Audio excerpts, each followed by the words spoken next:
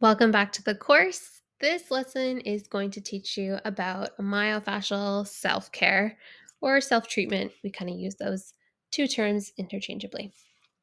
So, we are going to talk about the importance of consistency, how to establish a habit of self care, and the cumulative effects of self care or the compounding effects of self care, however you prefer to say it. So, let's get started. Particularly as you begin your myofascial release journey, consistency is so important, especially if this is your first time embarking on any sort of mind body healing technique. And the reason for that is that any emotions or traumas that you have buried deep in your body, they were buried in your fascia. Fascia is the component of the body where we store emotional memory and trauma. So when we do the process of myofascial release, this self treatment that we're going to teach you, you're also releasing those trapped emotions along with your restricted fascia. And for some people, this can throw the body into a bit of chaos, what we call a healing crisis. It's so important if this happens with you as you're working through all of the self care modules not to get discouraged. You're probably familiar with this graph. Many of you have likely seen it before. And of course, as it suggests, there may appear to be setbacks along your healing journey, but so long as you keep going, it will trend upwards. So, while myofascial release does tend to offer people a little bit more of a linear trajectory, they do start to see results sooner and they do tend to be more long lasting. That doesn't mean that it's a perfect system and everybody's different. So, depending on what you've been stuffing down for years, whatever the traumas or events in your life that have brought you to this point have um, been storing in your body, you may some days may be more challenging than others. So just keep going. If you need to pull back a little bit, that's fine, but keep going. As you continue to establish your mind body connection, you're going to begin to be able to hone in on all the areas of the body that are contributing to your pain and dysfunction. As we know, it's very common for pain to appear in one area of the body, but actually originate in another. And you'll begin to pick up on that. So the more you practice, the better you'll get at it. At the bottom of this lesson, you'll see that I've attached a tip sheet for you. That's a really great resource for someone if they are going through a healing crisis to kind of give them an idea of what to do next. Okay, so let's get back to talking about creating a habit of myofascial self care. When you create a habit of myofascial self care, you get better at knowing how your body responds to treatment, what it needs, and when it needs it. So, whatever type of treatment your body needs that day, you'll start to get better and better at identifying that. This will make you a much more effective painkiller than any other medication or gadget out there. Now, creating a habit is not always easy. I know it hasn't always been easy for me, but some people are just really motivated, and they're either motivated by the result that they're looking to achieve, or they're motivated by avoiding the thing they don't want in their life. Others need more help to start a new, healthy habit. And the basics of forming a habit are shown here. So here we have our habit loop. This I find is most easily understood with an example. So let's use coffee drinking as our example. Typically, the habit of coffee drinking starts with the cue, at number one there, of feeling tired. Then we move to the routine, number two, of drinking coffee. And of course, this leads to the reward, number three, of feeling more awake. When it comes to myofascial release, The cue is typically pain, which prompts you to do your self care, leading to the reward of pain relief. And that's really the basics of it. But instead of just keeping up with your pain, we want you to get ahead of it. So you're going to want to create a habit of daily self treatment. So let's go over how you're going to do that. Let's start with the cue. So if you want to get ahead of your pain, if you wake up in the morning and you're not currently feeling pain anywhere, that's great. But also, that doesn't mean that it's gone forever necessarily. You do want to just make sure that you're getting ahead of it. So the cue can look like a number of different things. Really, you have to find what works for you, but here are some examples that I've put together. So, the first and most common one that people use is an alert on their phone or a notification that comes up on their phone. Other people use a post it note on their bathroom mirror so they remember it as soon as they get up in the morning to go to the bathroom. Other people will set out their equipment on the floor of their bedroom or on the floor of their living room so that when they walk into that room, they see it and know that they're supposed to sit down and do their self care. Other people need a little bit more accountability and will bring on an accountability partner. So, somebody who's also doing this course or someone in your life who you know is a great support for you to have them cue you and check in on you to do your self care and ensure that you did your self care as well. Another handy way to cue yourself is what we call habit stacking. So, when you stack habits, you're basically attaching a new habit onto an existing habit. So, for example, the majority of us wake up in the morning and we brush our teeth.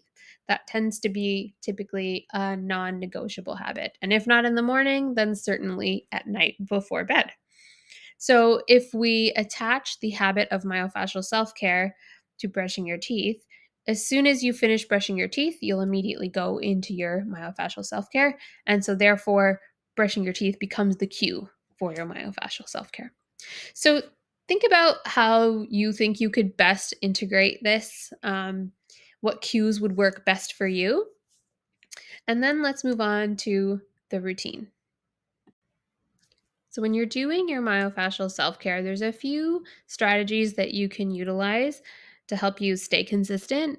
And one of those things is to set a timer. If you're finding it difficult to know how long to be doing your self care or not being able to sit through a technique for very long, it's really helpful to set a timer to give you a goal, something to sort of count down towards to when you either stop that particular technique or you stop your myofascial treatment session completely. Now, don't get discouraged if you can only do, 5 minutes a day. That's still so beneficial. And you're going to start to notice those cumulative effects of even just 5 minutes a day.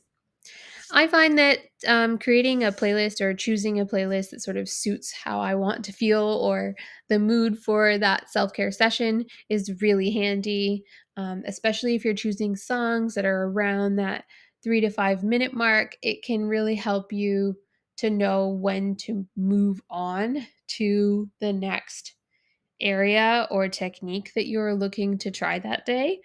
So when the song switches, then you know, okay, I've spent at least, 5 minutes here. Or maybe if you're doing shorter songs, then 2 songs length is what you need in order to make sure you've spent the right amount of time. Make this easier for yourself by having your tools handy as able. If you're working from home, this is a lot easier. But if you are at the office and you don't have tools, you still have so many options to you. But have an idea in mind of what you are likely going to need that day. So spend some time thinking about it and planning it out. It doesn't have to look the same every day. So it's not like you need to continue to do the same thing over and over again. It's whatever your body needs that day. So that's where that mind body connection and being consistent with this will come in handy because you'll be better able to tell what you can and can't handle one day to the next, or what your body needs versus doesn't need one day to the next.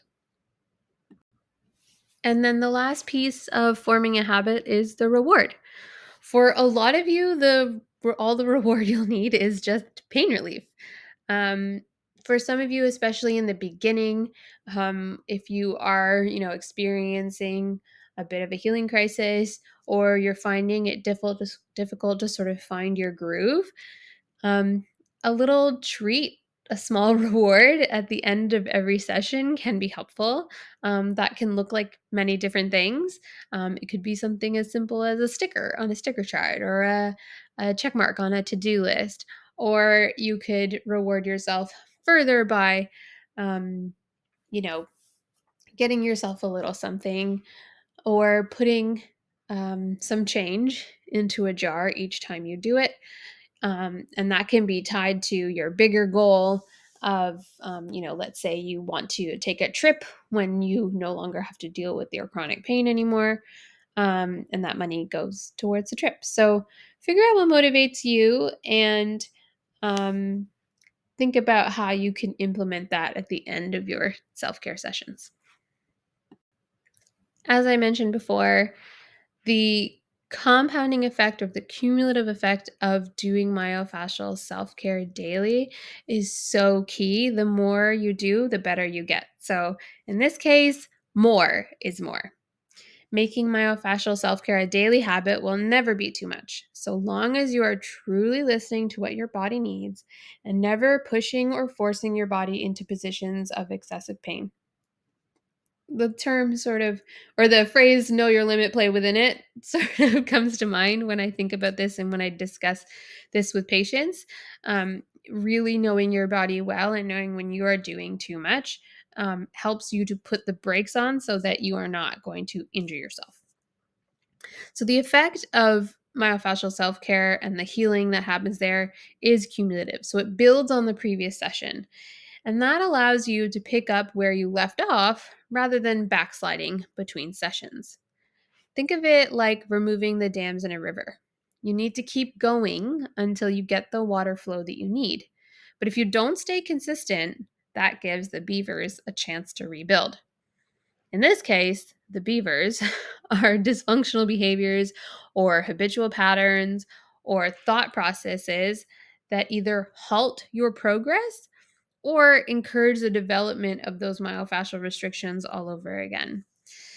So, you want to make sure that you're not spending too much time doing other things between treatment sessions. Daily is really the best way to do it, because as we go about all of our habitual patterns day to day, we have our work day, what have you. Um, we are likely to engage in some of the things that got us to the point where we are now. Not to say that you have to change those necessarily, although there are some things that you can do to make those situations a lot less likely to create restriction. um, it it just is very helpful to make sure that you have that consistent self-care so that you can continue to do your usual daily routine without it actually dampening or slowing down your progress. So, your action step for this lesson is to create a self care plan that is in the form of a habit loop and execute it.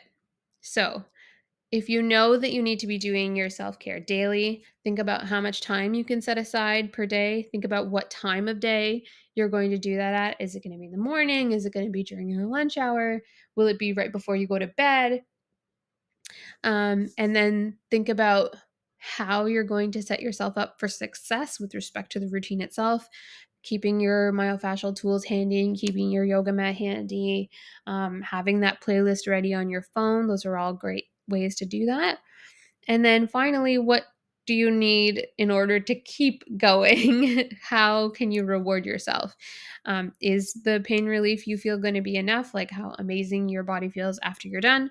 Or do you need to add a little bit more to your self care routine at the end, a little reward or a little treat to keep you motivated to keep going? So I highly recommend writing that out somewhere, thinking about it the night before. Likely you could write it down in a notebook as part of your plan for the next day. Or if you're better with, writing notes in your phone, whatever you got to do, setting up that alert in your phone along with some notes that go with it as to what you're planning to do that day, can really help you take all of the sort of guesswork and thinking out of it and just go ahead and do it. All right. Get self treating.